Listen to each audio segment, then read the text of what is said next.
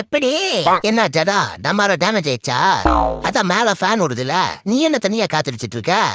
இதுல 10 பேர் வேற ஜாகுவார் ஜடாவா.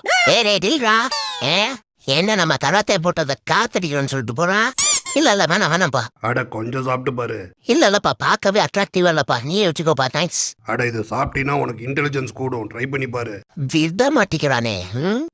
நோனோப்பா, பாடி செட் ஆகாதுப்பா, அவாய்ட் பண்ணிக்கலாம். ஏன்னா ஓனரு குதிரை சவாரிக்கு கூப்பிட்டு போனா என்ன இப்படி சேவை சவாரிக்கு கூப்பிட்டு வந்திருக்கா?